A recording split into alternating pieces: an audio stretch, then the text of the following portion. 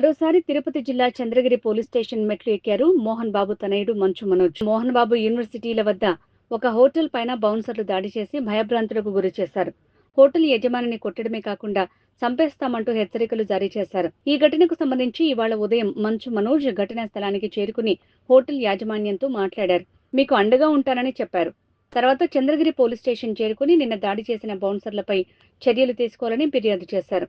తమ విద్యాసంస్థల వద్ద ఇంత దౌర్జన్యాలు పనికిరావని, ఇవన్నీ తన తండ్రి మోహన్ బాబుకు తెలియకుండా జరుగుతున్నాయని మంచు మనోజ్ మీడియాతో చెప్పడం తీవ్ర చర్చనీయాంశంగా మారింది.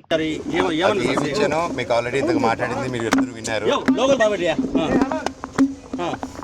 ఇందాక మీ అందరితో ఏం చెప్పాను అదే కంప్లైంట్ అయింది. అండ్ అసలు ఏం జరిగింది, ఎలా జరిగిందని అక్కడ ఉన్న వ్యక్తులందరూ కంప్లైంట్. అండ్ సిఐ గారు కూడా ఇది పోలీస్ బృందం మొత్తం అందరూ చాలా సీరియస్గా తీసుకున్నారు దీన్ని. అండ్ జరిగిన తప్పులు ఇది కరెక్ట్ కాదు. అండ్ ఇవంతా నాన్నగారికి తెలియకుండా జరుగుతుంది. ఇది ఆయన దృష్టికి వెళ్ళాలి. అండ్ ఆయన కానీ నాన్నగారికి ఇవన్నీ జరుగుతుందని తెలిస్తే ఆయన ఊరుకోరండి. ఆ నమ్మకం నాకు ఉంది. విద్యా సంస్థల్లో బౌన్సర్లు ప్రక్రియ ఎందుకు మీరు కూడా ప్రాజెక్టులో బౌన్సర్లు ఎంకరేజ్ చేశారని వాళ్ళు కూడా అంటున్నారు. బౌన్సర్లు ఎంకరేజ్ ఏంటంటే బౌన్సర్లు పబ్లిక్లోకి వెళ్ళినప్పుడు, జనాల్లోకి వెళ్ళినప్పుడు డెఫినెట్గా తీసుకెళ్తాం. ఎందుకంటే అది ఒక అలవాటు. జనాల మీద పడతారు, ఇది చేస్తారు, చుట్టుపక్కల వాళ్ళకి దెబ్బలు తగులుతాయి. అండ్ ఆ ప్రాబ్లం క్రియేట్ అవుతుందని చెప్పేసి ఫస్ట్ నుంచి అందరూ ఈ మధ్య కాలంలో కొంచెం అది మిస్యూజ్ అవుతుందని కాలంగా చాలా డిఫరెంట్ ఇన్సిడెంట్స్ అవుతుందని ఇప్పుడు ప్రొఫెషనల్ గన్మ్యాన్స్ని ప్రొఫెషనల్ గవర్నమెంట్ దగ్గర ఆశ్రయిస్తే వాళ్ళే ప్రొవైడ్ చేస్తున్నారు. సో ఆ రకంగానే ప్రొఫెషనల్ ఇప్పుడు నా దగ్గర కూడా నేనేం బౌన్సర్స్తో తిరగట్లేదు. All I have is professional పీపులే ఉన్నాను. నేను కూడా అదే కోరుకుంటున్నాను. క్యాంపస్లో కూడా మంచి ఆఫీసర్స్ ఉన్నారు. మునిచంద్ర గారని చాలామంది ఆర్మీ ఆఫీసర్స్ చాలామంది ఉన్నారు. అలాంటి వాళ్ళని పెట్టుకోండి, క్వాలిఫైడ్ పీపుల్ని. అంతేగాని ఇప్పుడు నాకు ఇలా చేస్తారని ఇది గత 3 yearsగానే జరుగుతుందండి. ఎవరైతే బౌన్సర్స్ ఉన్నారో, కిరణ్ అయితే ఎవరైనా ఉన్నారో, ఆ 3 years బ్యాక్ ఎవరి బిహేవియర్స్ ఇలా లేదు. అండ్ సడన్గా ఎందువల్ల ఈ 3 yearsగా ఎవరి మేనేజ్మెంట్లోకి వెళ్ళింది, ఎవరి మేనేజ్మెంట్కి వెళ్ళిన తర్వాత ఇదంతా జరుగుతుంది అనేది మీకు తెలుసు. అండ్ ఆ దేవుడి మీద నమ్మకం ఉంది, నా డిపార్ట్మెంట్ మీద నమ్మకం ఉంది, అలాగే వ్యవస్థ మీద నమ్మకం ఉంది, ఇప్పుడు మనకు పార్టీ మీద నమ్మకం ఉంది, గవర్నెన్స్ మీద నమ్మకం ఉంది. తప్పకుండా మంచి చేస్తారు, న్యాయం చేస్తారని నమ్ముతున్నాను. నేను న్యాయం పక్కే నిలబడతారని నమ్ముతున్నాను నేను. థ్యాంక్ యూ అండి. అవునండి, హైదరాబాద్లో నా గొడవ అప్పుడు సీసీటీవీ కెమెరాలు అలాగే దొంగతనం చేసి నా మీద, నా భార్య మీద, నా కుటుంబం మీద ఎలా నిందలేశారో, అబాండాలు వేశారో మీరందరూ చూశారు. వాళ్ళు చెప్పింది నిజమైతే సీసీటీవీ కెమెరాలన్నీ వచ్చి ఉండేది. కాకపోతే వాళ్ళు చూడలేదు, అంతా దొంగతనం చేశారు. ఈరోజు కూడా ఒక క్రైమ్ చేసి మళ్ళీ సీసీటీవీ దొంగతనం చేసుకొని వెళ్ళారు.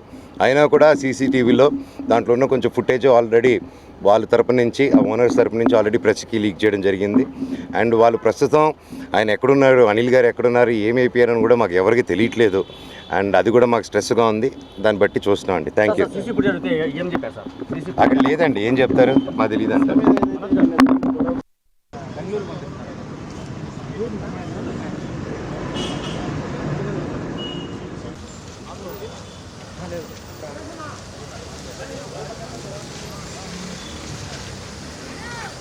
నల్లగా ఉంది, కొట్టి తీసుకో. దాంట్లో ఇప్పుడే కాదులే, పోయి కానీ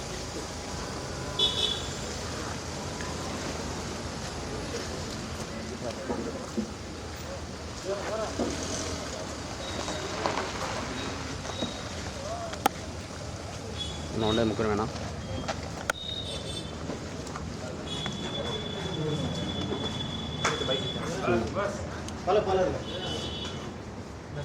ఒకరి చేద్దాం.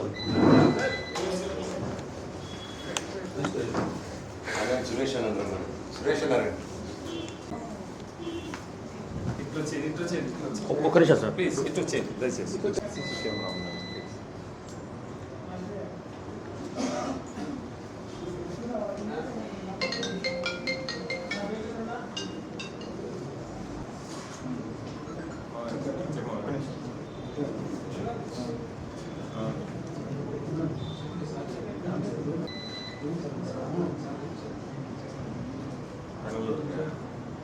ఎప్పుడు పోతారు?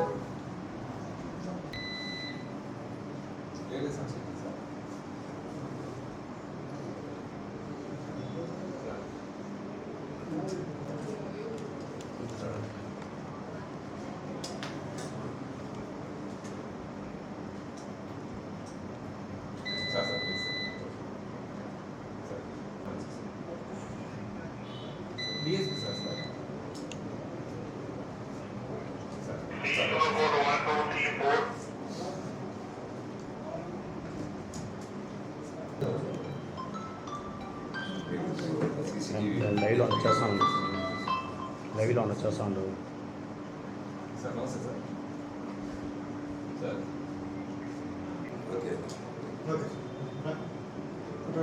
వస్తాను. దయచేసి ఏం లేదు సార్, నాకు మన ఏరియాలో అందరికీ ధైర్యం, మీరు అయినా రాత్రి మీరు బాగా కష్టపడుతున్నారు.